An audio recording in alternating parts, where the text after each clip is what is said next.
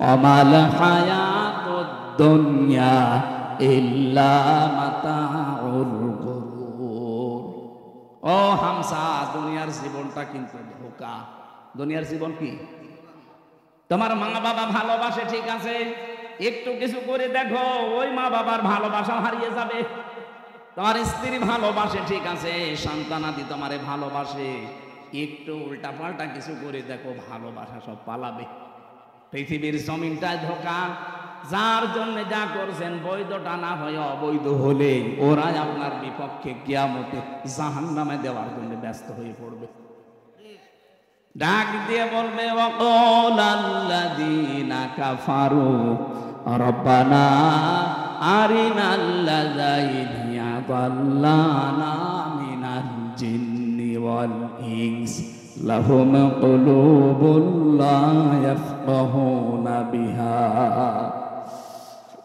রব্বানা আরিনাল্লাযাইনি আযাল্লানা মিনাল জিন্নি ওয়াল ইনস নাজআলুহুমা তাহতা আকদামিনা লিয়াকুনা মিনাল আসফালিন। আল্লাহকে নিজে ডাক দিয়ে বলবে, আল্লাহ এ আমার বাবা, এ আমার বড় ভাই, এ আমার নেতা, এদেরকে আমি দেখিয়ে দিলাম এই মানুষগুলো নিজেদের স্বার্থে আমাদের জন্য বহু কিছু দুনিয়ায় করেছে, ওদেরকে আমরা করতে বলি নাই। দেখিয়ে দিলাম আমাদেরকে যা শাস্তি দিবা শুধু ওদেরকে আমাদের কাছে এনে দাও, তোমার কিছু করা লাগবে না। তাহাতা আকদামিনা, কদমের বহু বচন আকদাম, পা শব্দের বহু বচন, আল্লাহ দুই দ্বিবচন দিয়েছেন, বহু বচন। দুই পায়ের নিচে ওদের মুখের উপরে লাথি দিয়ে জাহান্নামের একেবারে নিচে দিয়ে ফেলবো। ওই সন্তান বলবে যে সন্তানকে 2 তলা বাড়ি বানাতে গিয়ে আপনি বৈধ অবৈধ দেখেননি, বাবা শাহজালাল সব হালাল।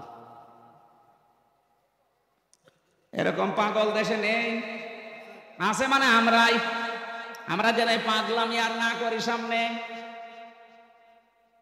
সুতরাং ব্যাখ্যা যখন যেইটা করব কোরআনে কারিম দিয়ে, আমার দায়িত্ব হবে জীবিত মানুষদের সামনে সঠিক কথাগুলো তুলে ধরা। আর যারা জীবিত মানুষ শুনবে তাদের দায়িত্ব কি? না লিতো বাজ্জিনা লিন্নাস। আল্লাহ পাক বলেন ওয়ালা আল্লাহুম ইয়াতাফাক্কারুন। হে নবী, আপনার সামনে যারা এই কথাগুলো বুঝবে, শুনবে, অনুধাবন করবে, এরা যেন বাড়ি যেয়ে চিন্তা ভাবনা করে। সুতরাং শুধু 1 বছর পরে পরে শুনতে আসবেন আর গরুর মতো জীবন কাটাবেন না, শোনার পরে বাড়ি যেয়ে চিন্তা ভাবনা। তাই তো আমি যদি 200 বছর পরে আবার বগুড়ায় ফিরে আসি, আমার নিজের আপনজনরাই তো আমার বাড়ি উঠতে দেবে না। আল্লাহ আমাদেরকে তুমি এই পাগলামি থেকে অন্তত বাঁচাও। এটা হবে, এর প্রশ্নের জবাব আল্লাহ আগেই পাঠিয়ে দিয়েছেন। এরপরও যদি আমরা কেউ ফেল করি, আমার মনে হয় ওরে 5 থেকে নামিয়ে দেওয়া দরকার। কিসে? আল্লাহ আমাদের বোঝ দাও, বলেন আমিন। কোরআনে কারিমের 6666টি আয়াত, মাত্র একটা আয়াত পড়েছি, সূরা হামিম সেজদা 30 নম্বর আয়াত। আমাকে আল্লাহ এই মাথার ভেতরে যে জ্ঞান দিয়েছেন, এই আয়াতে যত কথা আছে আমার কাছে ব্যাখ্যা নোট করা আছে। আমার মনে হয় মরণ পর্যন্ত যদি আয়াতটার ব্যাখ্যা করা হয় তারপরও শেষ হবে না, এত কথা এর ভেতরে লুকানো আছে। আমরা যতটুকু পারি এবার তাফসীর আকারে কথা বলবো ইনশাআল্লাহ। কোরআনে কারিম এবার আহ্বান জানাচ্ছে, ইন্নাল্লাযীনা ক্বালু রাব্বুনাল্লাহ। অবশ্যই যারা এই কথা বলতে পারে আমাদের রব আল্লাহ, সুম্মা ইসতাকামু, এর উপরে টিকে থাকে, ইস্তেকামাত ময়দা করে, দৃঢ়তা নিয়ে অটুট থাকে, অটল থাকে, স্থিতিশীল থাকে। তাতানাজ্জালু আলাইহিমুল মালায়েকা, তারা বিপদে পড়লে আমি আল্লাহ গ্যারান্টি দিলাম তাদের জন্য ফেরেশতা নাজিল করি ও সাহায্য করব। আমি জানি এই কথা শোনার পরে আমাদের 100% বিশ্বাস অনেকেরই নেই। আল্লাহ যে মুমিন বান্দারা বিপদে পড়লে সাহায্যের জন্য ফেরেশতা পাঠাতে পারে, এটার বিশ্বাস আমাদের এখনো তৈরি হয়নি। খালি শুনি সেই জন্মের পর থেকে যে বিপদে পড়লে মুমিনদের জন্য আল্লাহ ফেরেশতা পাঠায়, কোনদিন তো চর্মচোখে দেখি না, এই জন্য আমাদের বিশ্বাস হয় না। আল্লাহ রাব্বুল আলামিনের কথাগুলো আমাদেরকে বিশ্বাস করা লাগবে কি 98% না 100%? তাহলে 100 ভাগ বিশ্বাস করলে আজকের এই আয়াত থেকে কয়েকটা সিদ্ধান্ত নিয়ে বাড়ি যাওয়া লাগবে। ফেরেশতা একটা দুইটা না, মালাইকা বহু বছর। মালাক আল্লাহ দেননি। তাতানাজ্জালু, এটা মজারে, বর্তমান, ভবিষ্যৎ, প্রেজেন্ট, ফিউচার। আল্লাহ পাক বলেন ফেরেশতা মণ্ডলী আসার পরে বলবে, আল্লাহ তাখাফু ওয়ালা তাহজানু, কোনো ভয় নেই, কোনো চিন্তা নেই। কিসের ভয়, কিসের চিন্তা, এই দুইটা শব্দের ব্যাখ্যা আজকে করব আমরা। কিসের ভয় নেই, ফেরেশতারা বলে কিসের চিন্তা নেই। ওয়াবশিরু বিল জান্নাতিল্লাতী কুনতুম তুআদুন, তারা জান্নাতের সুসংবাদ নিয়ে আসে, ওই জান্নাত যার ওয়াদা আল্লাহ তোমাদের সাথে করেছেন। জোরে বলেন সুবহানাল্লাহ। এটা ছিল আয়াতের বাংলা অর্থ। এবার আসে আমরা ব্যাখ্যার দিকে যাই। আমার মনে হয় আপনারা বুঝতেছেন তো নাকি? বুঝতেছে?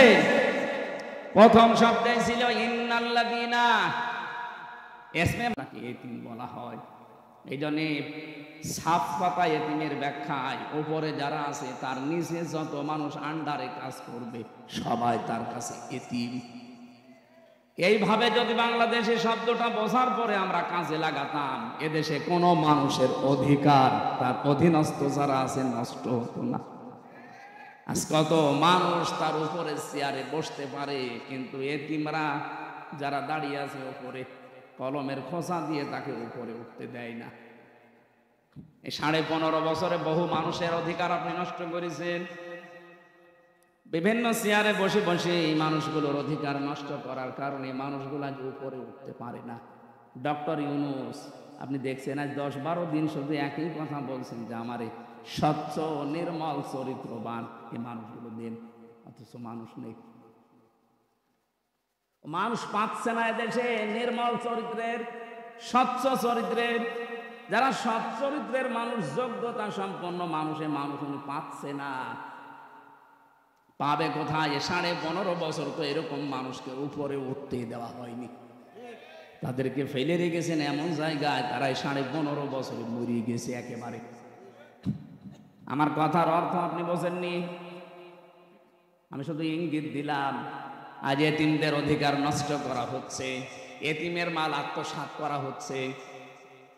যারা এতিমের মাল এতদিন খেয়েছেন, আপনি জাহান্নামের আগুন খেয়ে বেঁচে আছেন। আমি একজনের নাম বলছি, আপনি উল্টা পাল্টা নেবেন না। সালমান এফ রহমানি দরবেশ, এই যে 36,000 কোটি টাকা ও কি জায়েজ ভাবে কামাই করেছে। 7টা ব্যাংক থেকে এই টাকাগুলো মারিং কাটিং করা।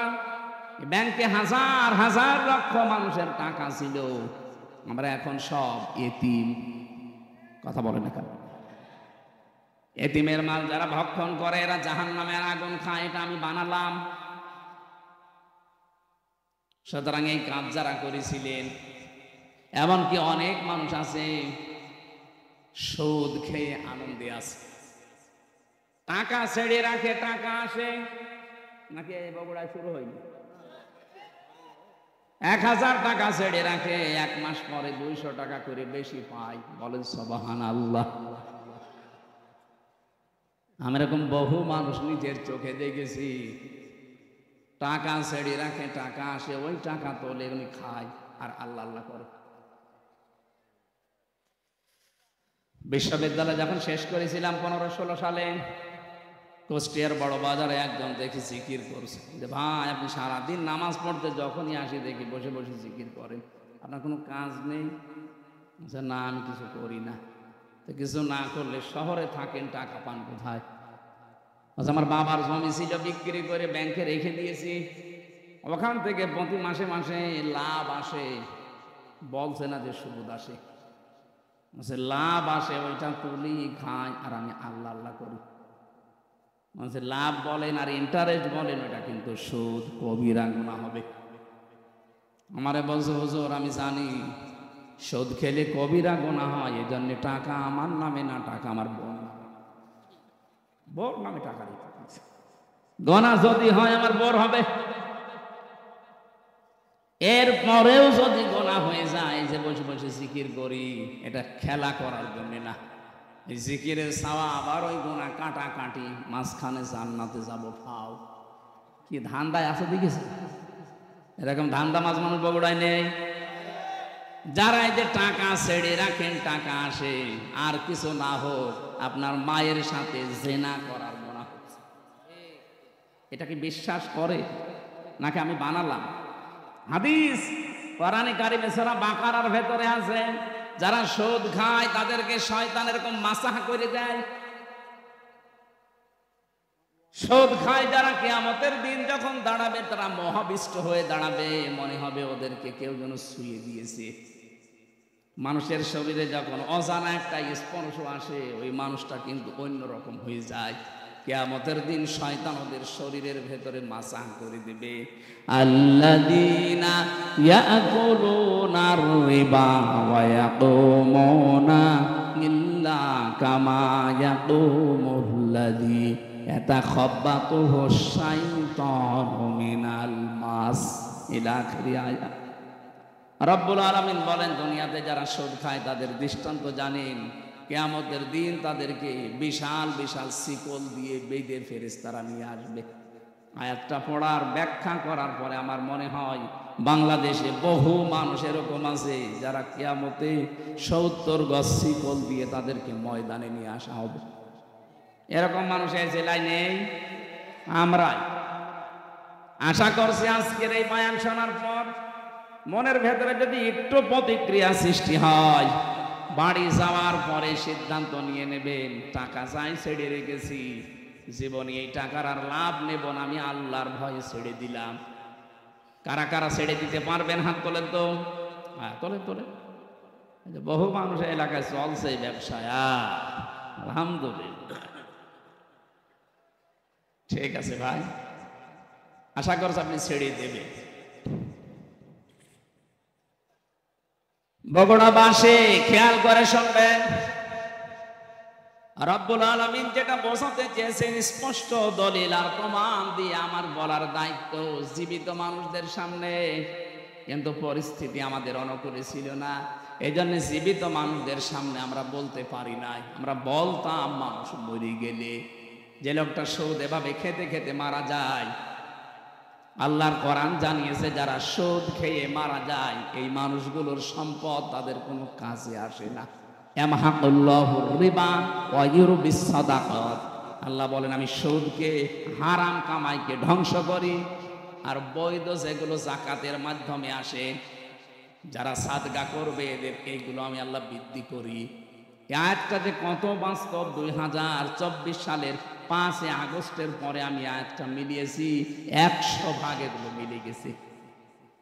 আজ যারা সুদের টাকা নিয়ে, ঘুষের টাকা নিয়ে, মানুষকে মিথ্যা মামলা দিয়ে বিপদে ফেলে তার কাছ থেকে অবৈধভাবে টাকা ইনকাম করেছে, কত কোটি কোটি টাকার মালিক ছিল তারা বলেন, 5 তারিখের পরে তাদের সবগুলো হাতছাড়া হয়ে গেছে। 12 কোটি টাকা, 15 কোটি টাকা দামের গাড়ি রাস্তায় পড়ে আছে, মালিক নেই। আমি কি বানিয়ে বলছি? এটা হয়েছে না? 12 কোটি টাকা দিয়ে যে লোকটা একটা গাড়ি কিনতে পারে, তার টাকা আছে কত বলেন তো? আপনি চিন্তা করতে পারেন, 12 কোটি টাকা খালি গাড়ি কিনেছে, অথচ এখন 5 তারিখের পরে নিচে এসে বলবে যে গাড়িটা আমার, এই সাহস তার নেই। বললে সে ধরা খাবে। এই জন্য মালিক নেই, পড়ে আছে রাস্তায়। কোরআনে কারিমে আল্লাহ 1500 বছর আগে বিশ্ব নবীকে আয়াতটা শুনিয়েছেন, হে নবী, ফাতিল কাবুয়ুতুহুম খাবিয়াতাম বিমা যালামু ইন্না ফি যালিকা লায়াতাল লিকাউমিন ইয়ালামুন। হে নবী, ওই দিকে তাকাতে পারেন না? এইভাবে আল্লাহ দেখাচ্ছে, ফাতিলকা বুয়ুতুহুম, বাইতুনের বহুবচন বুয়ুত, হোম দিয়েছেন আল্লাহ। আল্লাহ যেন তার কুদরতের আঙ্গুল এভাবে ইশারা দিয়ে নবীকে বলছে, হে নবী তাকাতে পারেন না ওইদিকে? ওই যে ফাতিলকা বুয়ুতুহুম খাবিয়াতাম বিমা যালামু, ওই যে জালেমদের ঘরগুলো আমি আল্লাহ কিভাবে উজাড় করে দিয়েছি, তাকান। আমার তোমার আয়াতটা পড়ার পরে 2024-এর 5 আগস্টের কথা মনে পড়ছে। দেখেন 2024-এর 5 আগস্টের পরে দেশে যত জালেমের ঘর ছিল অধিকাংশ ঘরগুলো আজ উজাড় গৃহ হয়ে গেছে। আমি তো আমার কুষ্টিয়ারটা বলছি, কি দাপট ছিল হানিফ সাহেবের, কি আমি নাম ধরে বলছি এই কারণ আমি নিজে দেখে এসেছি তার দাপট কি।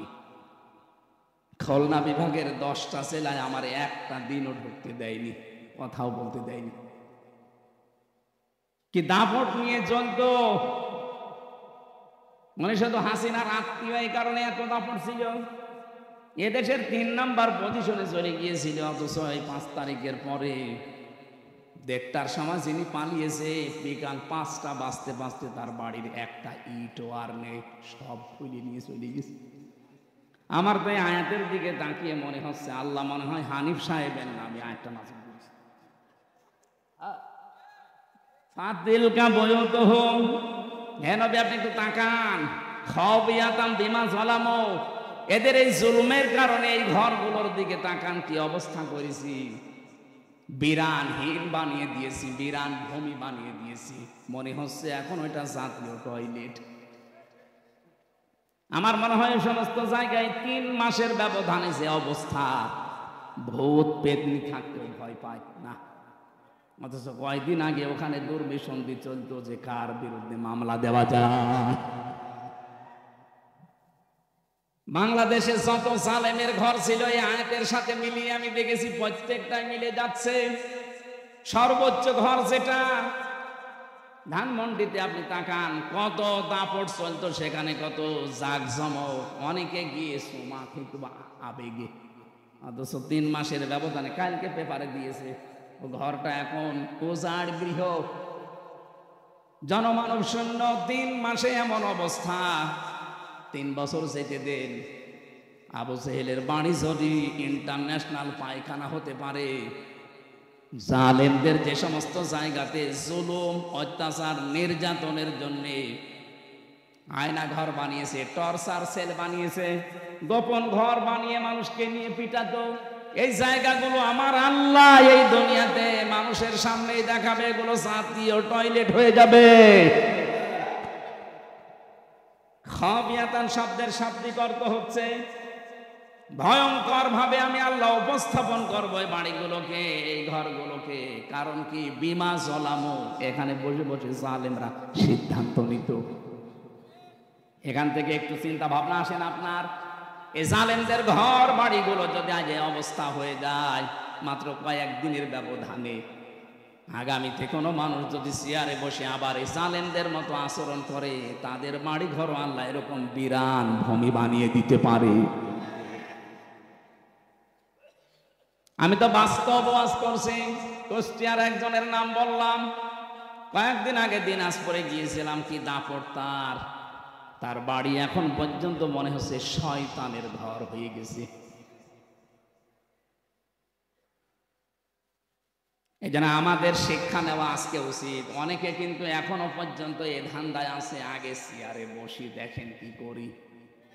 আপনি যদি আবার ওই জালেমদের মতো আরম্ভ করেন, আপনাকেও ইতিহাস নিন্দিত, ঘৃণিত, ওই হিটলারের মতো, চেঙ্গিস খানের মতো, বিশেষ করে যারা জালেম তাদেরকে যেভাবে চিহ্নিত করে রেখেছে ইতিহাস, আপনাকেও করে রাখবে। ইয়াজিদ, কি সুন্দর নাম, অথচ এই নামটাকে আল্লাহ ঘৃণিত করে দিয়েছে, গালি বানিয়ে দিয়েছে। কোন হিন্দুকে যদি বলেন ভাই ছেলে হয়েছে ইয়াজিদ রাখেন, ও বলবে ইয়ার কি করেন, ইয়াজিদ একটা নাম নাকি, ও তো একটা গালি, কথা বলেন না কেন? অথচ নামটা কত সুন্দর, ইয়াজিদ। এত সুন্দর নামকে যদি আল্লাহ জুলুম করার কারণে ঘৃণিত বানিয়ে দিতে পারে, আপনার নাম যতই সুন্দর হোক, যোগের আবর্তনে, কালের বিবর্তনে দেখবেন ইতিহাস আপনাকে ঘৃণিত করে দিয়েছে। এ দুনিয়ায় শয়তানও আপনার নাম রাখতে রাজি হবে না। এই জন্য থামেন, কারো জীবনে চলো জুলুম এসে না যায়। এই জন্য অবৈধ ইনকামের টাকা পয়সা ছাড়া এতদিন রেখে গেছেন, 2টা ক্ষতি হবে আপনার। কোরআনে কারীমের ব্যাখ্যা জানাচ্ছে, যারা অবৈধভাবে উপায় করেন, এই অবৈধ সম্পদ আল্লাহ আপনাকে ভোগ করতে দেবে না। দরবেশের কত টাকা আপনি জানেন? বাংলাদেশের শ্রেষ্ঠ ধনীর তালিকায় তার নাম, অথচ এখন জেলখানার মেঝের উপরে শুয়ে আছে। আমি যেভাবে মাটির উপরে শুয়ে থাকতাম সেইভাবে আছে। কি হইল তার এই টাকা পয়সা? এটা তো দুনিয়া গেল। আল্লাহ পাক বলেন সবচাইতে ভয়ঙ্কর কথা, যারা অবৈধভাবে দুনিয়া ইনকাম করবে, চর্ম চোখে দেখতে মনে হবে বিশাল কিছুর মালিক হয়ে গেছে, এ মানুষটা মরণের সঙ্গে সঙ্গে ঈমান নসিব হবে না, বেঈমান হয়ে মরবে। এর চাইতে আপনি আবার কি চান?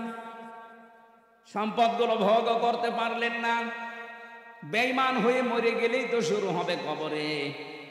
ওই যে মুগুরের বাড়ি, একবার বাড়ি দেওয়ার সঙ্গে সঙ্গে 70 গজ নিচে চলে যাবেন, আবার নখ দিয়ে ফেরেশতারা টেনে তুলবে, আবার বাড়ি লাগাবে।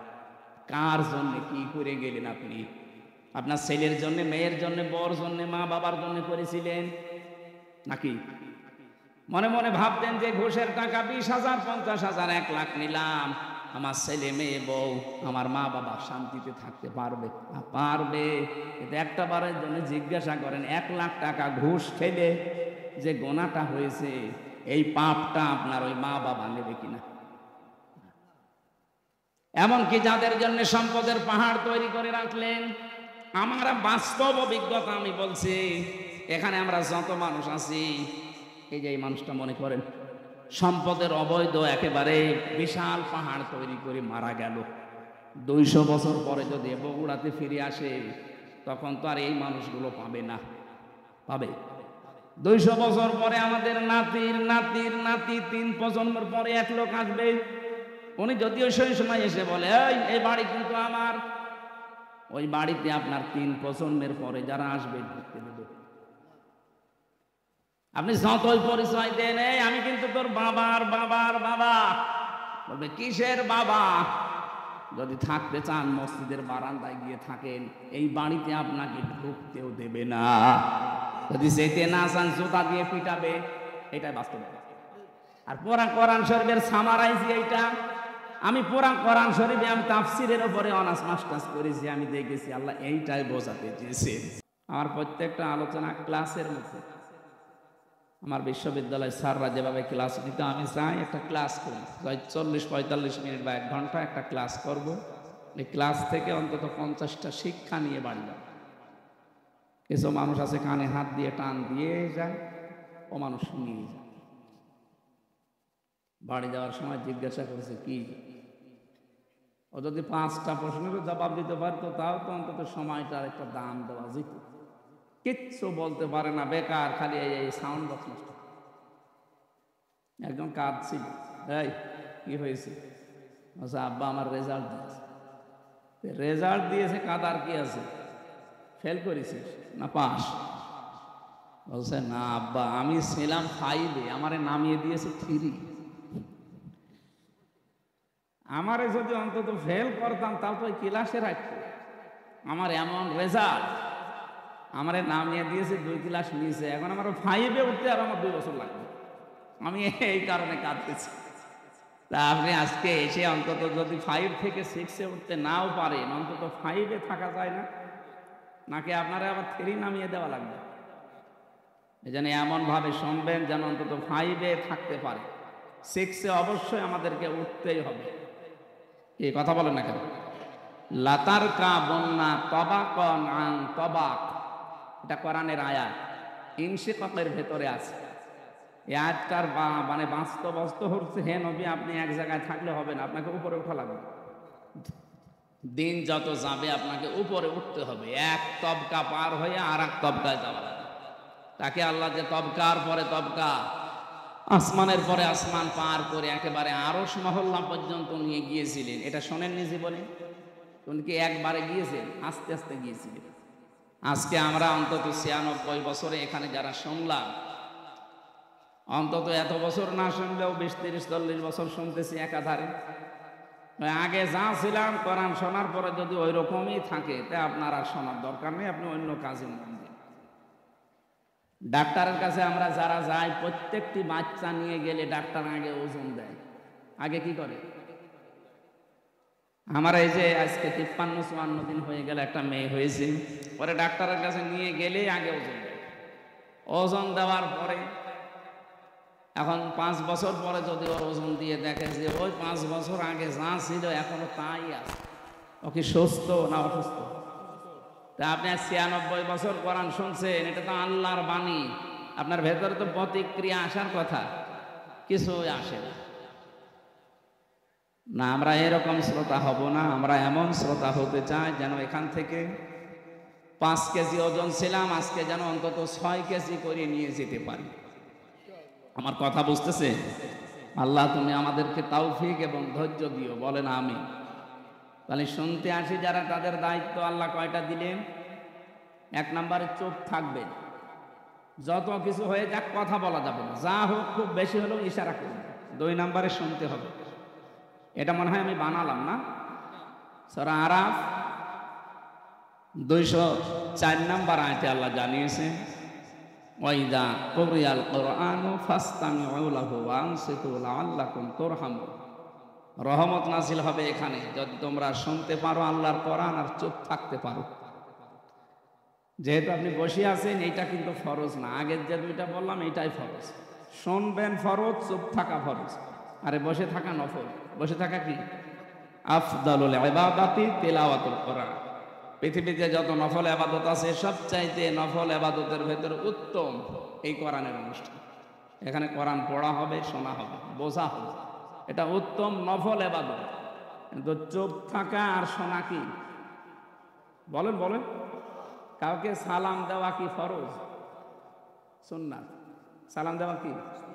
কিন্তু সালাম শোনার পরে জবাব দেওয়া, দেখেছি?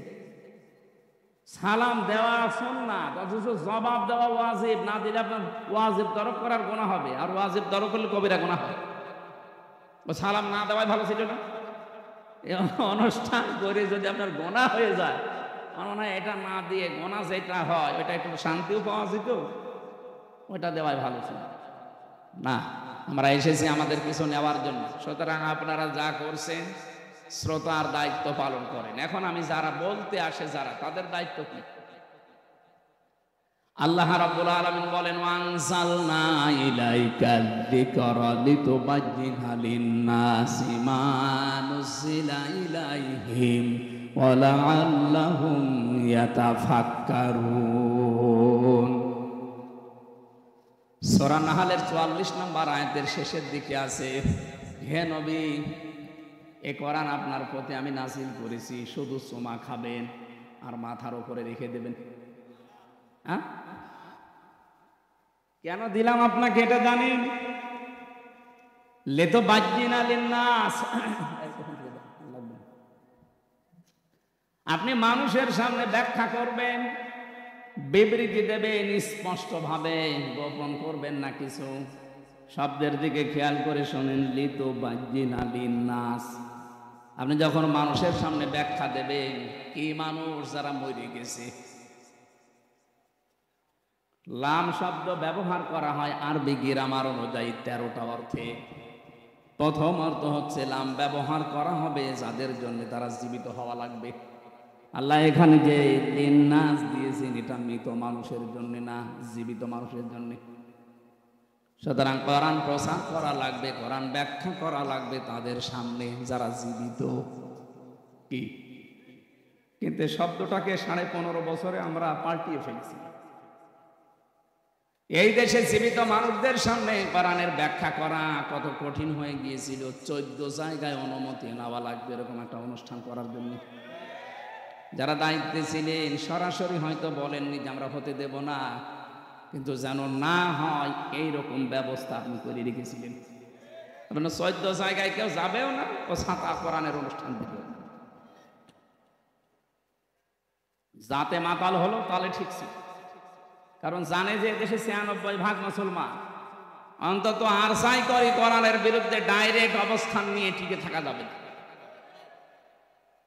একটা ছেলে শুধু বাগান থেকে ফুল ছিঁড়ত, বাগানের মালিকের ছেলে এই ছেলের বাবার কাছে গিয়ে বলছে, চাচা আপনার ছেলে শুধু আমাদের বাগান থেকে ফুল ছেড়ে, আপনি কিছু বলতে পারেন না?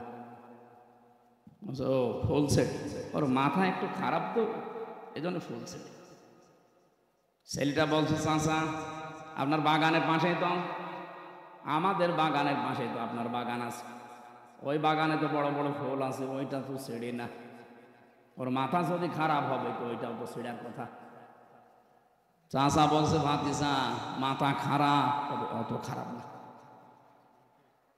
ওদের মাথা খারাপ হয়ে গিয়েছিল 15.5 বছরে, তো এত খারাপ হয়নি যে সরাসরি বলবে কোরআন চলতে দেব না। তো যেন না চলে এরকম কাজ সব ওরা করেছে।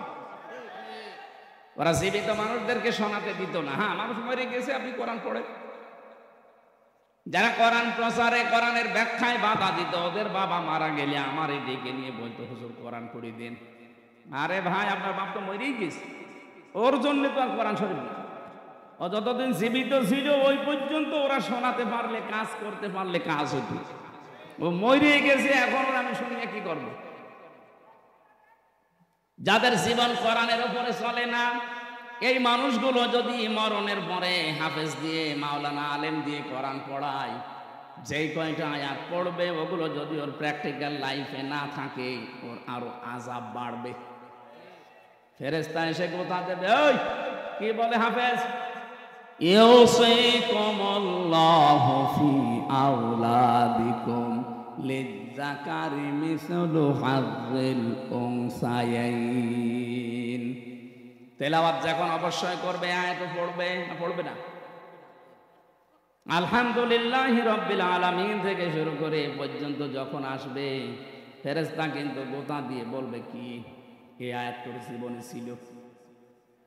এক ছেলে যা পাবে, 2 মেয়ে তাই পাবে, এটা আল্লাহর নির্দেশ। কিন্তু বহু মানুষ এই দেশে ছেলের নামে সবই লিখে দেয়, আর মেয়েকে বলে তোর জন্য দোয়া করে দিলাম।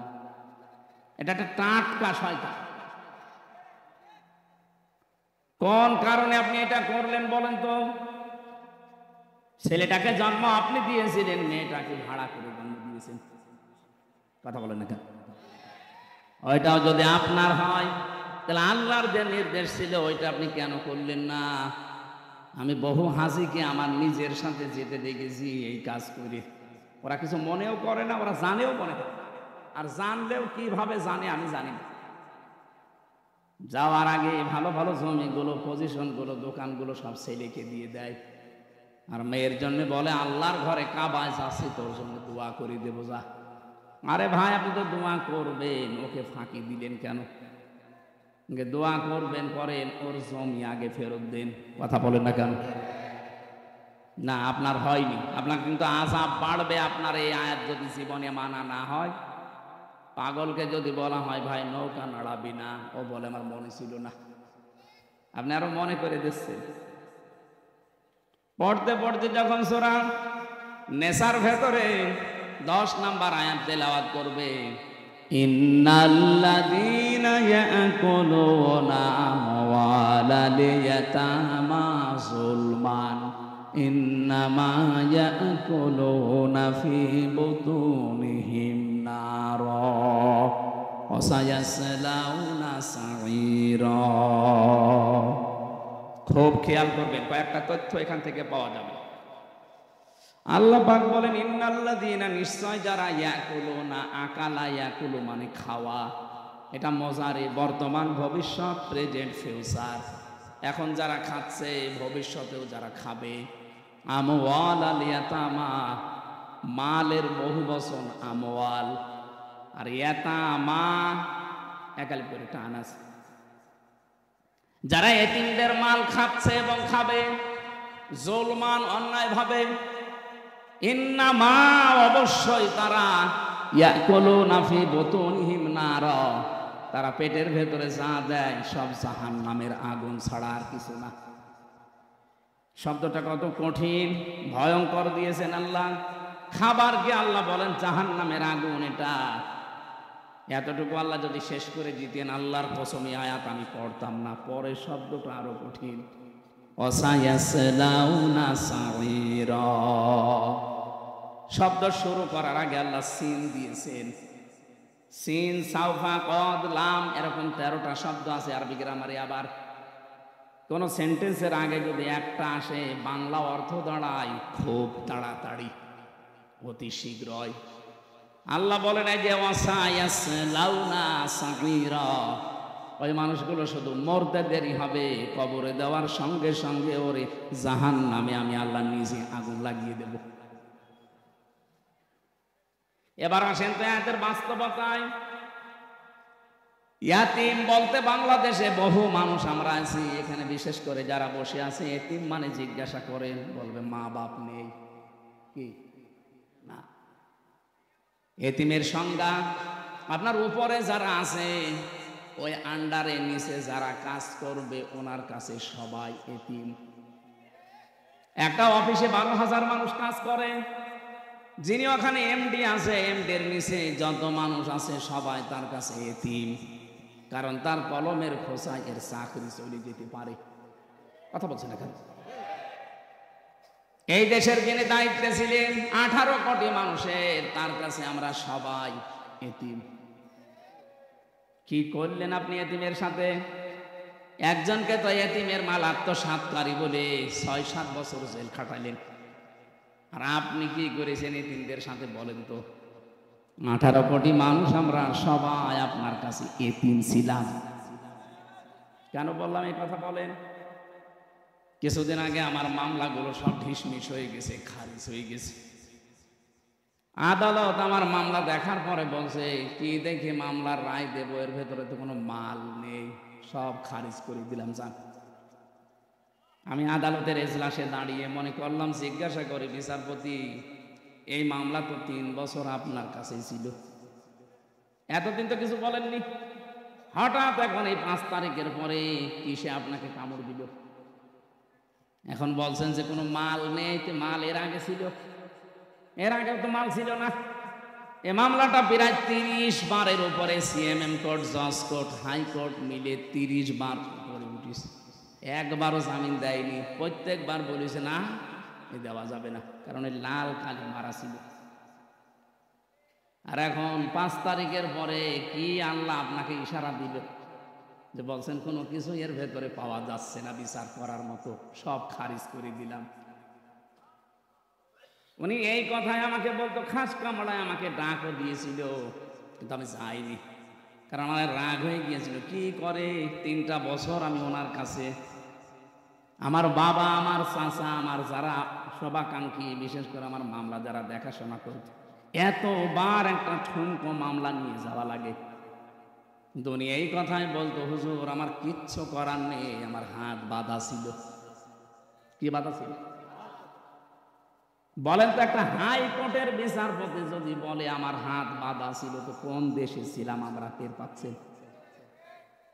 এদেশে 1628টা চেয়ার আছে।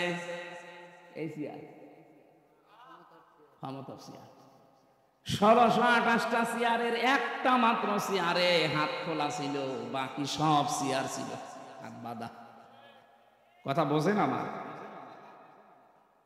ওই যে একটা চেয়ারের হাত বাঁধা খোলা ছিল, ওরা যখন পালিয়ে গেছে পুরা 1629টা, 1627টা চেয়ার সব হাত আবু সাইদের মতো খুলে গেছে। এবার মামলা দেখে আর বলে না, যা, আগে তো জামিনও দিত না, এখন বলছে খারিজ করে দিলাম। তার মানে উনিও পর্যন্ত এতিম ছিল, ওনার উপরে যারা আছে তার কাছে। কথা বোঝেন? আপনি এতিমের সাথে কি করেছেন বলেন তো? এতিমের দিকে চোখ গরম করে তাকানো নিষেধ, তারে ঘাড়ে ধাক্কা দেওয়া নিষেধ, অথচ এতিমের সব অধিকার নষ্ট করে আপনি নিজে ক্ষমতায় বসে আছেন। 18 কোটি মানুষ আমরা এমন এতিম হয়ে গিয়েছিলাম, কাশি দেব তাও জিজ্ঞাসা করে দেওয়া লাগতো যে কাশি দেব।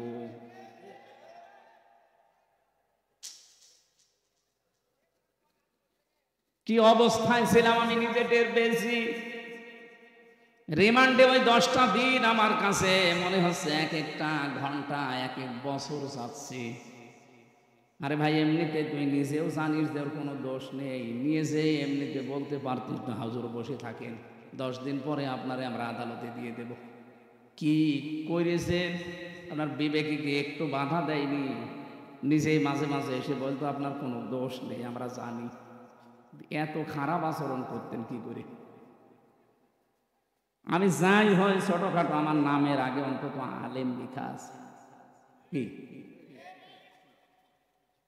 আমার পায়ে ডান্ডা বেড়ি লাগিয়েছেন, মাজায় দড়ি বেঁধেছে ছাগলের মতো, হাত মানুষের সামনে বাঁধে আর আমার বেঁধেছে পেছনে, কালো কাপড় দিয়ে চোখ বেঁধে নিয়ে আপনি টাঙিয়ে দিলেন 11 ঘন্টা। এমনি আমার শরীর চলে না, এর উপরে যদি এত বড় অত্যাচার 1-2 ঘন্টা করে ছেড়ে দেন। 3টা বছর ফাঁসির কন্ডেম সেলের ভেতরে যোগাযোগ বিচ্ছিন্ন করে আমার অধিকার সব নষ্ট করে রেখেছিলেন।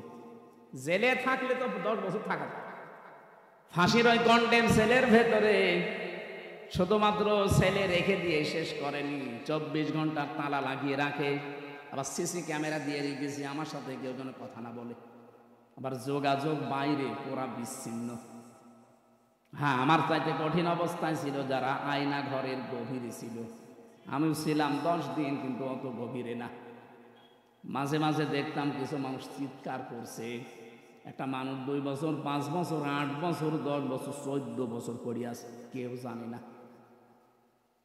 এত বড় বড় নখ হয়ে গেছে, চুল দাড়ি গপ মনে হচ্ছে আকাশ থেকে জঙ্গল থেকে মনে হয় বেরিয়ে আসতেছে, দেখলে আপনার ভয় লাগবে। যারা এত বড় নখ বলেন তো কি অবস্থা তার। এই লোকটা দেওয়ালের সাথে খুশিয়ে খুশিয়ে লিখে রাখতো, ভাই যদি বাইরে যেতে পারে এই নাম্বারে একটু জানাবে যে আমি এখনো বেঁচে আছি।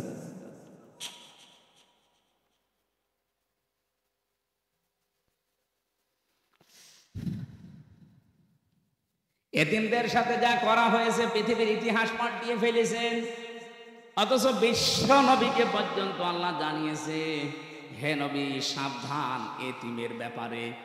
আর আইতাল্লাযী ইউকাযযিবু বিদ্দীন ফাযালিকাল্লাযী ইয়াদউল ইয়াতীম। আপনি কি ওই মানুষগুলোকে দেখেননি? হরফে ইস্তেফহাম, প্রশ্নবোধক চিহ্ন, ইন্টারোগেটিভ সেন্টেন্স। এটা নবীকে আল্লাহ প্রশ্ন করছেন, হে নবী আপনি কি ওই মানুষগুলোকে দেখেননি যারা কিয়ামত যে হবে এটা বিশ্বাস করে না? নবীজি বলেন, কই আমার সামনে যারা আসে তো দেখে মনে হয় সব কিয়ামতে বিশ্বাসী মানুষ, এদের চেহারা সুরত দেখলে মনে হয় যে আকাশ থেকে মনে হয় জিবরাইল ওকে ফেলে দিয়েছে, এত সুন্দর চেহারা, কিয়ামত বিশ্বাস করে না মানে?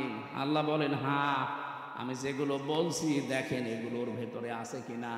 ওয়ালা ইয়াহুদ্দু আলা তাআমিল মিসকিন ফাযালিকাল্লাযী ইয়াদউল ইয়াতীম। যারা এতিমের গলায় ধাক্কা দেয়, মিসকিনকে খাবার দেয় না, এখানে ইয়াহুদ্দু শব্দের শাব্দিক অর্থ উৎসাহ দেওয়া, নিজে না পারলে অন্যকে দিয়ে উৎসাহ দেওয়াবেন। মিসকিন সাকানায়াস কোন থেকে শব্দটা এসেছে? মিসকিন মানে যে মানুষের ঘর বাড়িও নেই, যে মানুষটা সব সময় শুধু থাকার জায়গা কোথায় পাওয়া যায় কোথায় পাওয়া যায় এই চিন্তা করে। আর ইয়াতামা শব্দটা তোয়াম থেকে বলা। আল্লাযীনা, এর আগে ইন্না দিয়েছেন। আল্লাহ যদি শুধু আল্লাযীনা দিয়ে শুরু করতেন তাও বাংলা অর্থ চলে আসতো, যে আল্লাযীনা ক্বালু রাব্বুনাল্লাহ, যারা বলে আমাদের রব আল্লাহ। আল্লাহ বলেন না, আমি গ্যারান্টি দিলাম, ইন্নাল্লাযীনা। বাবা মাঠে যাওয়ার আগে সন্তানকে বলছে আমি মাঠে গেলাম, দুপুরবেলা খাবার নিয়ে যাবে। সারাদিন পরিশ্রম করে বিকালে এসে দেখছে ছেলে খাবার নিয়ে যায়নি, মার্বেল খেলছে, কি বাবা তো খুব খুশি হবে। গরু মারা যে লাঠি আছে ওইটা দিয়ে পেটাবে আর বলবে, বেটা তোরে আমি 100 বার বললাম খাবার নিয়ে যাবে, তারপরও তুই গেলি না। 100 বার বলেছিলেন? কয়বার? আপনার 100 বার, একবারের ভেতরে 100 বারের গুরুত্ব ছিল। আল্লাহ কোন শব্দকে 100 বার বলার ইরাদা যদি করেন, অতবার না বলে একবারেই আয়াতের আগে শব্দের আগে ইন্না লাগিয়ে দেন। এখানে আল্লাহ শব্দ শুরুই করেছেন ইন্না দিয়ে। ইন্নাল্লাযীনা ক্বালু রাব্বুনাল্লাহ, নিশ্চয় যারা, অবশ্যই যারা এই কথা বলতে পারে আমার রব আল্লাহ, আমার রব বলে না রব্বুন আল্লাহ, আমাদের সবার রব আল্লাহ। এ কথা যারা গ্যারান্টি দিতে পারবে, সুম্মাস্তাকামু, আর এর উপরে টিকে থাকতে পারবে, এটা যে বাস্তবে কত কঠিন। আমি ছেলে যাওয়ার পরে কিছুটা আঁচ পেয়েছি। মীর কাশেম আলীর নাম শুনেছেন, আমি নামটা ধরলাম এই কারণে, আমি উদ্বুদ্ধ করতে চাই। আল্লাহকে যারা রব বলার পরে টিকে থাকতে পারে, তাতানাজ্জালু আলাইহিমুল মালাইকা, আল্লাহ যে ফেরেশতা পাঠায় তাদের কাছে, এটা বাস্তব। ওনার মাত্র 3 ঘন্টা পরে ফাঁসি। ওনার যে দায়িত্বে ছিলেন কারারক্ষী কুতুব ভাই, আমার ওই দিন দায়িত্বে ছিলেন, আমাকে এসে বলছে, ভাই শহীদ মীর কাশেম আলী। আমি তখন নামাজের ভেতরে এই তেলাওয়াত করছিলাম এশার নামাজে, ইন্নাল্লাযীনা ক্বালু রাব্বুনাল্লাহ। নামাজ শেষ হওয়ার পরে উনি আমার সামনে দাঁড়িয়ে আমার বলছে, হামজা ভাই যে আয়াতটা পড়লেন, এই আয়াতটা যে কত বাস্তব এটা আমি নিজে চোখে দেখেছি শহীদ মীর কাশেম আলীর জীবনে। লোকটার মাত্র 3 ঘন্টা পরে ফাঁসি। আমি ওনাকে জানাতে আসলাম যে স্যার সময় নেই, মাত্র 3 ঘন্টা আছে, আপনি প্রস্তুতি নিন। আমারে বলছে, কারারক্ষী ভাই এখনো 3 ঘন্টা, আমি 2 ঘন্টা ঘুমিয়ে গেলাম, আপনি 2 ঘন্টা পরে আমারে ডেকে দেবেন। ও আমারে বলছিল যে ভাই যার 3 ঘন্টা পরে ফাঁসি, যার ছেলে ব্যারিস্টার গুম হয়ে আছে, আরমান 8 বছর গুম হয়ে আছে, ও জানে না যে বেশি আছে না মরে গেছে। তাও তো নর্মাল পাগল ছাগল হলে তো হয়তো ব্যারিস্টার। আর ছেলে চেহারা দেখেছেন, রাজপুত্রের মতো চেহারা, কত বড় শিক্ষিত একটা ছেলে, তার যে প্রপার্টিজ আছে, লক্ষ লক্ষ মানুষের কর্মসংস্থান বানিয়েছে, সেই উত্তরাধিকারে ছেলে গুম হয়ে আছে। তার মেয়ে লাইফ সাপোর্টে আছে, তার বউ। এরকম কঠিন মুহূর্তে মাত্র 3টা ঘন্টা পরে যার ফাঁসি হয়ে যাবে, তার দলীয় যে লোকজন, লক্ষ লক্ষ মানুষ পালিয়ে বেড়াচ্ছে, হাজার হাজার মানুষ জেল খাটতেছে। কথা বলে না? অথচ সেই লোকটা দেখলাম 2 ঘন্টা ঘুমিয়ে 2 ঘন্টা পরে উঠে বলছে, গোসল করলো, ওযু করার পরে বিস্কিট বের করে বলছে, ফাঁসি তো হয়ে যাবে, বিস্কিট খাবেন আপনি। কারারক্ষী কুতুবউদ্দিন বলছিল, না আমার খাওয়া লাগবে না, আপনি তাড়াতাড়ি রেডি হয়ে নেন। নতুন জামা পায়জামা বের করলেন ব্যাগের ভেতর থেকে, সবগুলো পরার পরে বলছে, ফাঁসির যে পোশাক আছে ওইটা কি পরাবেন, নাকি আমি যা পরেছি এইটাই নিয়ে যাবেন। ওনার লুঙ্গি পরা ছিল, দেখলাম লুঙ্গি ভিজা ছিল, নাড়ি দিলেন, বললেন এইটা আমার ফাঁসি হয়ে গেলে আর একটা কয়েদিকে দিয়ে দেবেন, সে জীবনে পরতে পারবে। সুন্দর জামা কাপড়, পায়জামা পরলেন নিজে, পাঞ্জাবি গায়ে দিলেন। আমারে বলছে, আর কয় মিনিট বাকি আছে, শাহজাহান জল্লাদকে ডাক দেন, চলেন আমরা যাই। মনে হচ্ছে শ্বশুর বাড়ি। আপনি বাস্তবে শুনতে যত সহজ মনে হচ্ছে, ওই জায়গায় থাকলে অত সহজ না। আমার মতো একটা সাধারণ মানুষ, 3টা বছর মাত্র আমি এমনি যোগাযোগ বিচ্ছিন্ন ছিলাম, তাছাড়া আমার সেই রকম অত্যাচার করেছে হালকা পাতলা, আমার তুলনায় কিছু নেই। কত মানুষকে নখ তুলে নিয়েছে আমার সামনে, কত মানুষকে ডিম দিয়েছে আমার সামনে, ওই তুলনায় তো আমার অত কিছু না। তারপরও আমি শুধু জেলখানায় বসে ওই 24 ঘন্টা সেলের ভেতরে বসে থাকতাম, তাই আমার ঘুম আসে না, ঘুমের বড়ি খাওয়া লাগে। অথচ তার 3 ঘন্টা পরে ফাঁসি, ওই লোকটা 2 ঘন্টা আরামে ঘুমাচ্ছে। আমার বলছিল, ভাই ওনার ঘুম আসলো কি করে? আমি বললাম, এই যে আয়াত পড়লাম নামাজে, এইটার কারণে। যারা আল্লাহকে সত্যি মন থেকে রব বলার পরে টিকে থাকতে পারে, যত ঝড় ঝাপটা আসুক না কেন, দুনিয়া একদিকে, আমার রব একদিকে, এই সিদ্ধান্তের উপরে যারা অটল থাকতে পারে, কোরআন গ্যারান্টি দিচ্ছে, তাদের বিপদে আপদে আল্লাহ ফেরেশতা নাজিল করে।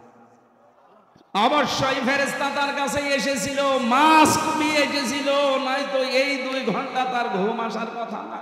কারণ আমি নিজে সাক্ষী, ঘুমের বড়ি সিটাক্সিন খেয়ে, কষি আম খেয়েও আমার ঘুম আসে নাই। খালি আমার ওই ছোট মেয়েটার চিন্তা হয়তো কি করছে সে, অথচ তার নিজের ছেলে গুম হয়ে গেছে। আমার মেয়ে তো মাটির সাথে কথা বলার সময় 7 মাস রেখে এসেছিলাম, ও তো মরে গেলেও অসুবিধা নেই, আর একটা মেয়ে হবে। আর তার ছেলে ব্যারিস্টার পাশ করেছে, সে গুম হয়ে আছে। তার কাছে প্রতিনিয়ত সংবাদ আসতো আপনার ছেলে গুম, আপনার স্ত্রী লাইফ সাপোর্টে পড়ে আছে, বাঁচতেও পারে নাও বাঁচতে পারে। এই কঠিন পরিস্থিতিতে আপনি বলেন তো, ফেরেশতা যদি তার কাছে এসে পরের এই দুইটা শব্দ না শোনাবে, আল্লাহ তাখাফু ওয়ালা তাহজানু, এক নম্বরে বলেছে ভয় পাবেন না, চিন্তা করবেন না। কিসের ভয় পাচ্ছেন? ফাঁসি। ওই যে জান্নাতের সিঁড়ি দেখা যাচ্ছে, এখান থেকে শুধু এই জামানা বাদ দিয়ে আর একটা জগতে যাবেন, ওই সিঁড়ি দিয়ে আপনি জান্নাতে প্রবেশ করবেন। দুই নম্বরে ওয়ালা তাহজানু, চিন্তা করবেন না। কিসের চিন্তা? হয়তো আপনার চিন্তা আসতে পারে, আমি যদি এখন মারা যায়, ফাঁসি হয়ে যায়, আমার ছেলেটা তো গুম হয়ে আছে, আমার পরিবার কে দেখবে, আমার এত বড় বড় ব্যবসা, আপনার আর কয় টাকা আছে? মীর কাসেম আলী বাংলাদেশে 5 জন ধনী থাকলে এরকম অবস্থায় ছিল একজন। লক্ষ লক্ষ মানুষকে কর্মসংস্থান তৈরি করে দিয়েছে। কোন পর্যায়ে ছিল বলেন তো সেই লোকটা?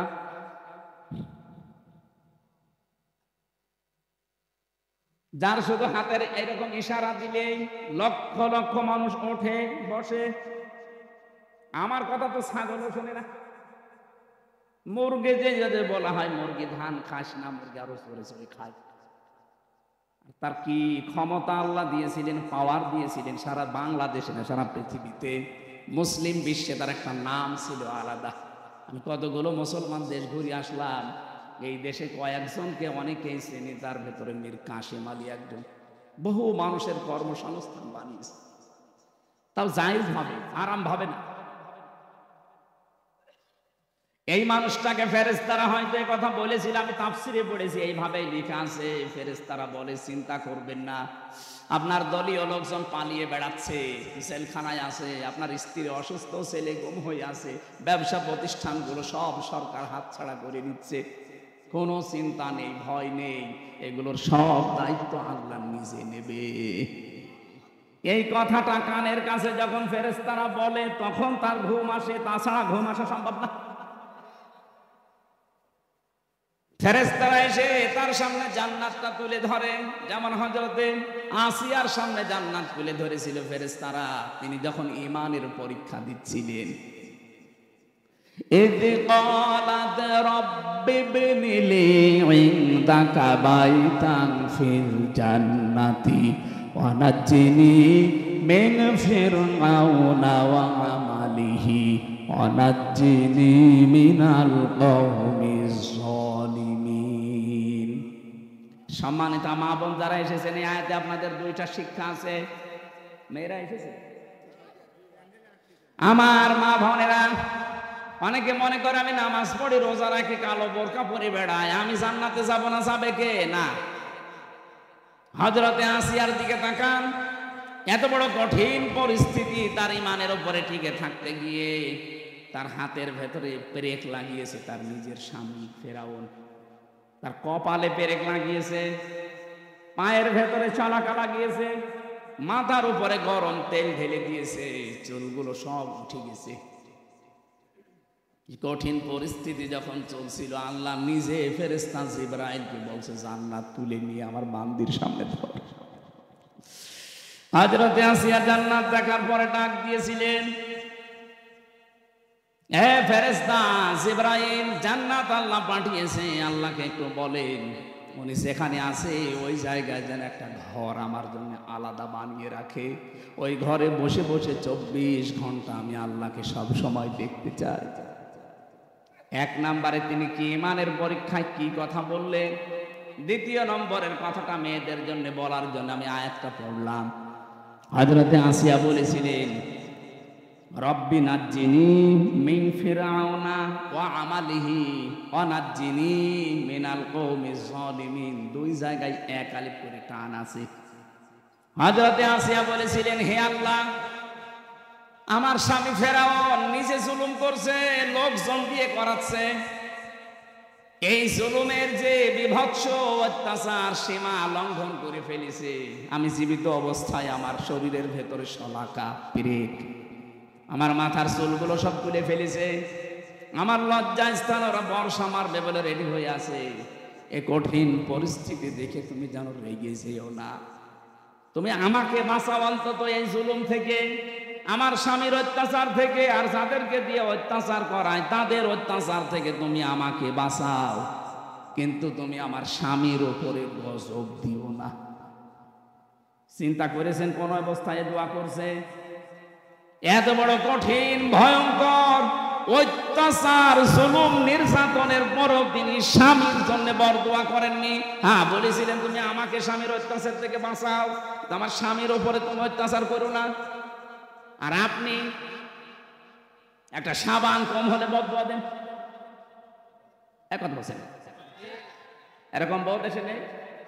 সারাটা জীবন আমরা শেষ করে দেই, আর একটা শাড়ি যদি একটু কম দামি হয় ফোঁটা দিয়ে আমার ফোঁটা বের করে ফেলে, বলে আপনার কাছে এসেছি বলে আমি কিচ্ছু পেলাম না। এই কথা যারা বলবে মুখ থেকে, ওর সঙ্গে সঙ্গে পেছনের আমল আখলাক আল্লাহ সব ধ্বংস করে দেবে। ফেরাউনের স্ত্রী যদি এত কঠিন অবস্থায় ওর স্বামীর জন্য বরদোয়া না দেয়, আপনি একটা শাড়ির জন্য বরদোয়া দিয়ে দিলেন, আপনি মানুষ, আর আপনি জান্নাত যাবেন। বহু মেয়েকে আমি এই বাংলাদেশের সাথে মিলিয়ে, হাদিসের সাথে মিলিয়ে দেখতে পাচ্ছি। বিশ্বনবী বলেন, আমি মেরাজে যখন গেলাম দেখলাম অধিকাংশ মেয়েরা জাহান্নামের আগুনে। ফেরেশতারে জিজ্ঞাসা করলাম কেন? ফেরেশতারা বলেছিল দুইটা কারণে। এক নম্বরে তারা স্বামীর কুফরি করে। স্বামীর কুফরি মানে স্বামীর নাশকরি করে। সব কিছু একটা মানুষ দেয়, হঠাৎ একটু কিছু কম পড়ে গেলে তখন নাশকরিয়া করে, উল্টা পাল্টা কথা স্বামীকে বলে ওর মন খারাপ করে দেয়। এরকম বউ আছে কার? হাত তোলেন তো। এক যুগ আপনি ক্যামেরার সামনে এসে হাত তুলে দেখান, আপনার বউ দেখো, আজকে আপনার ঘরে ঢোকা বন্ধ করবো না। আমি হাসির খোরাকি দেইনি।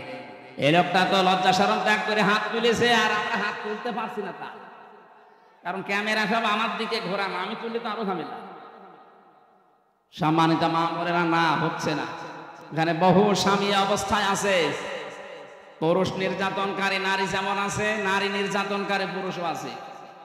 বাংলাদেশে নারী নির্যাতনকারী পুরুষের বিরুদ্ধে মামলা হয়, পুরুষ নির্যাতনকারী নারীর বিরুদ্ধে কোনো মামলা নেই। অন্তত আর যাই হোক, চাচা এরশাদ তো ছিল, এই আইনটা তো পাস করতে পারতো। কথা বলে না কেন? চাচা এরশাদ যদি পাস করেছে তো, যে পুরুষ নির্যাতন করলে তাদের বিরুদ্ধেও মামলা হবে, তাহলে আমার মনে হয় আমরা অনেকে আজ পরিবারে জান্নাতে থাকতাম। কি যে অবস্থায় আছে আমরা বলতেও পারি না, সইতে। অথচ মেয়েরা যদি মনটা একটু উদার করে, পরিবারটা একটা জান্নাত হয়ে যায়। খাদিজাতুল কুবরার জন্য আল্লাহ জান্নাতে আলাদা একটা ঘর বানিয়ে রাখবেন। ওই ঘরটা হবে নয়েজ মুক্ত, আওয়াজ মুক্ত। কেন? নবীজি যখন বাইরের কোলাহল পরিবেশপূর্ণ দেখে আসতেন, বাড়িতে বাইরে দাওয়াতি কাজ করে ঝামেলার শেষ নেই, এক একজনের এক এক কথা, উল্টা পাল্টা কথা শুনে যখন বাড়িতে আসতেন, বাড়িতে প্রবেশ করার সঙ্গে সঙ্গে ঘরটা আওয়াজ মুক্ত করে ফেলতেন, নিস্তব্ধ, একেবারে শান্ত নির্মল করে দিতেন হযরতে খাদিজার স্বামীর জন্য। আপনি স্ত্রী হিসাবে এরকম একটা ঘর স্বামীকে উপহার দিতে পারেন না? যত রোদে পুড়ে বিভিন্ন মানুষের সাথে তর্ক করে, ব্যবসা বাণিজ্য করে, চাকরি বাকরি করে, মাথার ঘাম পায়ে ফেলে বাড়িতে আসতেছে, অন্তত ঘরটা ওর জন্য একটু শান্ত করে রাখে না? বাড়িতে আসলে আপনার শুরু হয় উল্টাপাল্টা কথা। আপনার জন্য জান্নাতে এরকম আলাদা ঘর বানানো দূরের কথা, স্বামীকে যারা এরকম মানসিক কষ্টে রাখে তার জন্য আল্লাহ জাহান্নামে একটা ঘর বানিয়ে রাখে। খালি নামাজ পড়ে রোজা করি আর কালো বোরকা পরে মনে করছে আমি আল্লাহর ওলি হয়ে গেছি।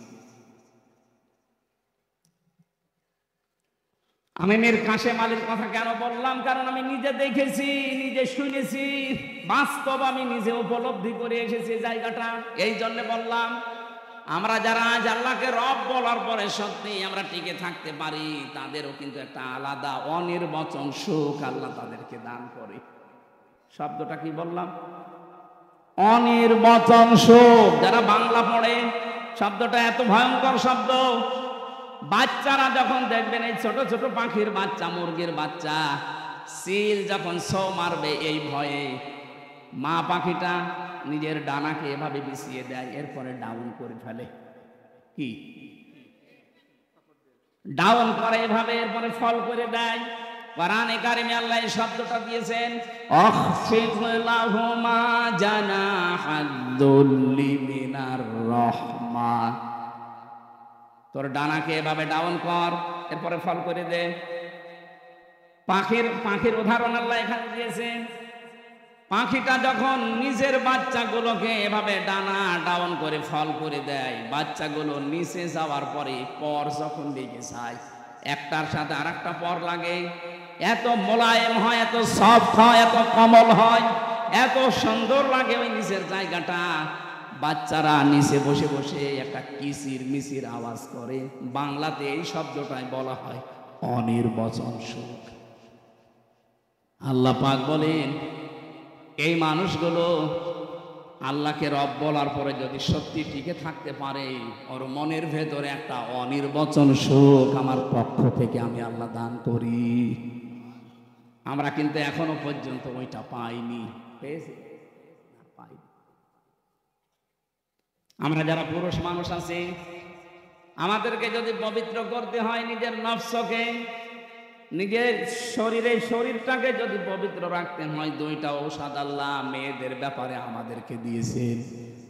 কুল্লিল মুমিনিনা ইয়াগুদ্দু মিন আবসারিহিম ওয়া ইয়াহফাযু ফুরুজাহুম যালিকা আযকা লাহুম ইন্নাল্লাহা খাবীরুম বিমা ইয়াসনাউন। সূরা নূর 18 নম্বর পারা 12 নম্বর পৃষ্ঠা 7 নম্বর লাইনে 30 নম্বর আয়াতে আছে। আল্লাহ বলেন, হে মুমিন নারীরা, মুমিন পুরুষেরা, মহিলা যারা আছে, বেগানা মেয়ে লোক দেখলেই চক্ষুকে নিম্নগামী করবা আর লজ্জা স্থানের হেফাজত করবা। এই দুইটা যদি করতে পারো, এটা তোমাদের জীবন পবিত্র করে রাখবে। আজ হাজারো মানুষের চোখ ঠিক নেই। চোখের এই গুনার কারণে আমরা অনেকেই জাহান্নামের দিকে এগিয়ে যাচ্ছি। 2 নাম্বার, আমাদের লজ্জা স্থান ঠিক নেই। এখানে যেটা ব্যবহার করা দরকার সেই জায়গায় না দিয়ে অন্য জায়গায় ব্যবহার করে। কথা বলেন ঠিক কিনা? এর জন্য অনেক মেয়ে লোক দায়ী আছে। একটা মেয়ে লোককে আল্লাহ যা দিয়েছে, সে যদি তার স্বামীকে উজাড় করে দিতে পারে, আমার মনে হয় কোনোদিন কোনো স্বামী তার বউ ছাড়া অন্য কোনো জায়গায় লাইন করবে না। দেখলে? তার মানে এই লাইন চলছে। সম্মানিত মা বোনেরা, আপনার স্বামী কিন্তু এখানে বসে আছে, তার মানে এই ঝামেলায় আছে। আপনাকে আল্লাহ যা দিয়েছে আপনার স্বামীর জন্য দিয়েছে, সুতরাং উজাড় করে দেবেন, সে যেন অন্তত পরকীয়া প্রেম না করে। আর আমরা যদি বাঁচতে চাই, এই দুইটা ঔষধ আজকে থেকে অ্যাপ্লাই করা লাগবে। বেগানা মেয়ে লোক দেখলে চোখ নিম্নগামী করবেন, কষ্ট হলেও নিজের লজ্জা স্থানকে হেফাজত করে রাখবেন। মাত্র 15 দিনে আমল করে দেখেন, নিজের স্ত্রীকে রাজরানী মনে হবে নিজের কাছে। এটা পরীক্ষিত আমল। আল্লাহ পাক বলেন, চোখের আর লজ্জা স্থানের হেফাজত করতে পারলে আমি আল্লাহ নিজে তার অনির্বচন সুখ দেওয়ার জন্য নিজে জামিনদার হয়ে যায়। জোরে বলেন সুবহানাল্লাহ। যে পর্যন্ত এসেছিলাম, এবার আসেন আমরা দ্বিতীয় শব্দের ব্যাখ্যায় যাচ্ছি। আমরা যারা বলতে পারি আমাদের রব আল্লাহ, শব্দটা কি শুরু করলেন? আল্লাহ রব। আল্লাহর 5000 নাম আছে, তার ভেতরে প্রথম নাম দিলেন আল্লাহ রব। কে দিয়েছেন বলেন? রব কাকে বলে? নেই থেকে, আমি আবার বলছি, নেই থেকে ধীরে ধীরে পূর্ণতায় যিনি পৌঁছিয়ে দেন, তার নাম আরবিতে বলা হয় রব। আমি কি ছিলাম বলেন তো? নেই। কি ছিলাম? 33 বছর বয়স এখন আমার। 34 বছর আগে আমি কি ছিলাম? নেই। এই কথা বলেন না কেন? আল্লাহ পাক আমাকে প্রথমে রব শব্দটা দিয়ে তাই স্মরণ করিয়েছে। আল্লাহ তাআলাল ইনসানি হিনুম মিনাদ দাহরি লাম ইয়াকুন শাইআম মাযকুরা। আমি ব্যাখ্যা করেছি, তাফসির থেকে লিখেছি এগুলো, তাফসিরে ইবনে কাসির আর ফি জিলালিল কোরআন। রবের প্রথম অর্থ হচ্ছে সৃষ্টিকর্তা। সূরা আলাকে যে প্রথম আয়াত পড়েন ওর ভেতরে দলিল দেওয়া আছে, ইকরা বিসমি রাব্বিকাল্লাযী খালাক। পড়ো তোমার ওই রবের নামে যিনি তোমাকে বানিয়েছে। রবের প্রথম অর্থ সৃষ্টিকর্তা, স্রষ্টা। আমাদের স্রষ্টাকে আরো জোরে, যারা রব হিসাবে আল্লাহকে মানবে তাদের এই দুর্বল জায়গায় আল্লাহ একটু আঘাত দিয়েছেন। তুমি কিন্তু নেই ছিলে, নেই থেকে আমি আস্তে আস্তে তোমাকে আজ হামজা বানিয়ে এই চেয়ারে বসিয়ে দিয়েছি। দ্বিতীয় নম্বরে রবের ব্যাখ্যায় পেয়েছি, রব মানে রিজিক দাতা। শুধু আমাকে সৃষ্টি করে শেষ করে দেননি, আমাকে রিজিকও দিয়েছেন। মায়ের পেট থেকে শুরু করে এখনো পর্যন্ত রিজিক দিচ্ছে কে? দলিল দেওয়া আছে সূরা জুমারের 50 নম্বর আয়াতে। এক একটা শব্দে এত কথা ব্যাখ্যা করা আছে, আমি রাত বেশি হয়ে যাচ্ছে বলে সামারাইজ করে ফেলছি। 3 নম্বরে রব মানে মাবুদ, যিনি ইবাদত পাওয়ার একচ্ছত্র মালিকানা, তার যোগ্যতা আছে। পৃথিবীতে বহু কিছু আছে তারা ইবাদত পাওয়ার জন্য চেষ্টা করেছিল, নিজেকে দাবি করেছিল, কিন্তু ইবাদত পাওয়ার যোগ্যতা তাদের ছিল না। ফেরাউন নমরুদেরা নিজেরাই খোদা দাবি করে বলেছিল আমার ইবাদত করো। আল্লাহ পাক বলেন না, ইবাদত পাওয়ার যোগ্যতা শুধু আমার, কারণ আমি বানিয়েছি তোদেরকে আমার ইবাদত করার জন্য। এই ব্যাখ্যাটা দিয়েছেন সূরা জারিয়ার 56 নম্বর আয়াতে, ওমা খালাকতুল জিন্না ওয়াল ইনসা ইল্লা লিয়াবুদুন। 4 নম্বরে রব মানে আইনদাতা। আমি শুধু তোকে ইবাদত আমার করবি কিভাবে? আমার আইনগুলো মানার মাধ্যমে। 500 আইন আমি তোকে দিলাম, শরীয়তের বিধান, আইন, নিয়ম নীতি। আমার বাংলাদেশে আমরা মাত্র একটা আইন মানি, তাও পূর্ণাঙ্গ না, অর্ধেক। অথচ কোরআনে আইন আছে 500। আমি একটাও যদি মানলাম এখনো 900 কি 499টা বাকি আছে। আপনি রব মানেন কি করে? কবরে যাওয়ার পরে তো বলবে মার রব্বুকা। বাঙালি হিসাবে যদি বলে ফেলেন রব্বি আল্লাহ, ফেরেশতারা বলবে দাঁড়া। রব মানে 4 নম্বরে আইনদাতা। আল্লাহর কোন কোন আইন মানতিস একটু বলতো, ধরা খেয়ে যাবেন। 5 নম্বরে রব মানে অভিভাবক, এটা আনাম 102 নম্বর আয়াতে আছে। রব শব্দের ভেতরে যে 5টা অর্থ 19টা পেয়েছি, সামারাইজ করে আমি 5টা বেশি ব্যবহার হয় পুরা কোরআনে, জন্য এগুলো লিখলাম। আপনি একটা একটা করে মিলিয়ে দেখবেন। সৃষ্টিকর্তা, এরপরে সৃষ্টিকর্তার পরে তিনি আমাদের রিজিক দিয়েছেন, এরপরে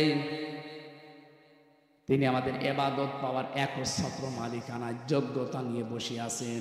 4 নম্বরে তিনি আইন দিয়েছেন আমাদের চলার জন্যে। 5 নম্বরে তিনি আমাদের অভিভাবক।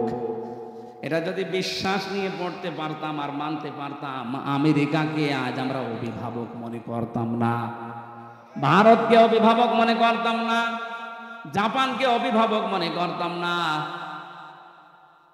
যেই কথাগুলো আমরা বলেছি এই 5টা অর্থের ভেতরে সব যেন আল্লাহ সামারাইজ করে এর ভেতরে ঢুকিয়ে দিয়েছেন। এই 5টা যারা জীবনে মানতে পারবে, আল্লাহ বলেন 2 নম্বরে সুম্মাস্তাকামু, টিকে থাকা লাগবে এর উপরে।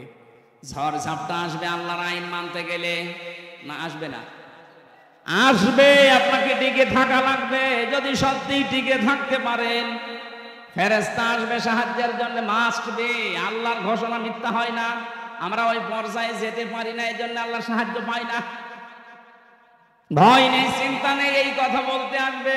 ওয়াবশিরু বিল জান্নাহ, সুসংবাদ দিতে আসবে ওই জান্নাতের, যার ওয়াদা আল্লাহ নিজে কোরআনে কারিমে করেছেন।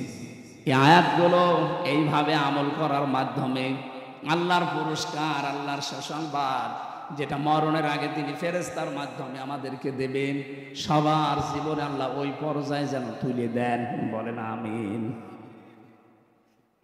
মানুষের ঠিক মতো বসার আগে আদায়ের ব্যাগ দেওয়ায় আদায় কিছুই হয় না। এখন আবার ফের করা লাগবে। ব্যাগটা যাবে, যারা ব্যাগ নিয়ে যাচ্ছে আপনারা দয়া করে টাকা পয়সা যারা এনেছিলেন আগামীতে যেন এটা বন্ধ হয়ে না যায়, অন্তত 100 বছর হোক, আর 4 বছর হলে 100 বছর হয়ে যাবে। যারা যাচ্ছে টাকা যদি আপনার কোরআনের এই প্রচারে খরচ না হয় তো কোথায় খরচ করবেন টাকা? ওই দরবেশের মতো টাকা নিয়ে কবরে যাবেন? যারা টাকা দেওয়ার মতো আছেন 2 টাকা হলেও দিয়ে যাবেন। এই জানতো কয়েকজন যাচ্ছে ভেতরে, কই লোক কই? এই জানতো, তাড়াতাড়ি যান। এদের যেন ঋণই রাখবেন না, তাহলে আগামী বছর এরা ভয় হাও সারিয়ে ফেলবে। আর করবেন যারা যাচ্ছে আপনারা কিছু না হলেও কিছু দেন। সুবহানাল্লাহ, আলহামদুলিল্লাহ, লা ইলাহা ইল্লাল্লাহ, সুবহানাল্লাহ। চাকরি শেষে প্রভিডেন্ট ফান্ডে টাকা নেওয়া জায়েজ আছে কিনা? 100 ভাগ জায়েজ আছে। যেহেতু 13 ভাগ সুদ হিসাব করে চাকরির শেষে টাকা দেয় না, আপনার এই টাকা নিয়ে ওরা বিভিন্ন জায়গায় খাটায়, ওখান থেকে যে টাকাটা লাভ হয় ওইটা দেওয়ার নিয়ম। আমরা এই যে ব্যাংকিং ব্যবস্থার মাধ্যমে এখন প্রশ্ন দিলেন, এটা আরো আগে দিতে পারলে আমি ব্যাখ্যায় যেতাম। আগামীতে কোনো জায়গায় আসলে এটা বিস্তারিত একটা ব্যাখ্যা আছে সূরা বাকারায়। আমরা এখন প্রশ্নের উত্তর দেওয়ার আর এখন আর সময় নেই। যারা টাকা পয়সা এনেছিলেন অবশ্যই আপনারা দিয়েছেন। আমি 11টা বাজে এখন শেষ করে দোয়া করার মাধ্যমে শেষ করে বিদায় নিতে চাচ্ছি। কালকে দিনের বেলায় আছে সকাল 10টায় সেই জামালপুরে, এই জন্য আমি শেষ করলাম। আল্লাহুম্মা আমিন। লা ইলাহা ইল্লা আনতা সুবহানাকা ইন্নী কুনতু মিনাজ জালিমিন। এই মোনাজাতটা বসে করে যান, 96 বছর চলছে এখানে। বসেন। মোনাজাতের পরে আমার জেলখানায় লিখিত কিছু বই আছে, গাড়িতে পাওয়া যায়, যাওয়ার সময় নিয়ে যাবেন। অনেক তথ্য দেওয়া আছে এই সৃষ্টি জগৎ নিয়ে, ওই গাড়িতে আছে, সাদা গাড়িতে, যাওয়ার সময় নিয়েছেন। লা ইলাহা ইল্লা আনতা সুবহানাকা ইন্নী কুনতু মিনাজ জালিমিন। রব্বানা যালামনা আনফুসানা ওয়া ইল্লাম তাগফির লানা ওয়া তারহামনা লানাকুনান্না মিনাল খাসিরিন। রব্বুল আলামিন বগুড়া জেলার শাহজাহানপুর থানার তাকিয়ে দেখো, হাজারো মানুষ আমরা কোরআনে কারিমের কথাগুলো বোঝার জন্য চাতক পাখির মতো শুনছিলাম। যতটুকুই বুঝেছি তুমি আমাদের বাস্তব জীবনে আমল করার তৌফিক দাও। সওয়াব যদি দিয়েই থাকো কোটি কোটি গুণে বাড়িয়ে দাও। কিয়ামতে যিনি আমাদেরকে জান্নাতে নিয়ে যাবে ওই নবীর রওজায় সওয়াব পৌঁছিয়ে দাও। 96 বছর এটা চলছে এখানে। আল্লাহ তাআলা কিয়ামত পর্যন্ত এই অনুষ্ঠানটা যেন এখানে কোরআনের প্রচারে চলে সেই ব্যবস্থা করে দাও। যারা এই অনুষ্ঠানের দায়িত্বে আছে তাদের মঞ্জুর করো। আল্লাহ তাআলা কবরস্থানে কত মানুষ ঘুমিয়ে আছে, কবরবাসীদের জন্য এই মাহফিলে দোয়া চেয়েছে। যত মানুষ কবরে আছে কোরআনের ইজ্জতে তুমি কবরগুলো জান্নাত বানিয়ে দাও। মা বোনদেরকে তুমি ফাতেমার মতো, খাদিজার মতো বানিয়ে দাও। আমি সহ যারা অসুস্থ আছি আমাদেরকে শেফায়ে কামেলা আজেলা নসিব করে দাও। মাহফিলের সভাপতি, সহসভাপতি, প্রধান অতিথি, বিশেষ অতিথি যারা এসেছি, আল্লাহ তাআলা আমাদের মনের জায়েজ আশাগুলো দুনিয়ায় পূরণ করে দাও। বাংলার এই জমিনে আমরা চর্মচোখে দেখতে চাই তোমার কালাম দিয়ে দেশটা চলছে। দুশ্মন যারা আছে তাদের হাত থেকে আমাদের দেশকে বাঁচাও। যত চক্রান্ত ষড়যন্ত্র চলছে আল্লাহ সব চালগুলো ছিন্ন ভিন্ন করে দাও। জীবনে কিচ্ছু তোমার কাছে আর বলবো না, একটাই জীবনের কথা, 56,000 বর্গ মাইল তুমি কোরআনের হাতে তুলে দাও। আল্লাহুম্মা রব্বিরহামহুমা কামা রব্বায়ানি সগীরা। যে যেভাবে এসেছে এই মাহফিলে যত কষ্ট স্বীকার করেছে আল্লাহ, প্রত্যেকের জীবনে তুমি এই মাহফিলের যে বরকত দিয়ে দাও। আমাদের যাওয়া আশায় তুমি নেকি দাও। আমাদের জীবনের অপরাধগুলো পাল্টিয়ে নেকি বানিয়ে দাও।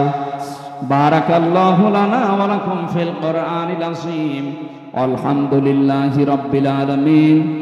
মরণ আসলে যেন বলতে পারি লা ইলাহা ইল্লাল্লাহু মুহাম্মাদুর রাসূলুল্লাহ। আসসালামু আলাইকুম ওয়া রাহমাতুল্লাহ।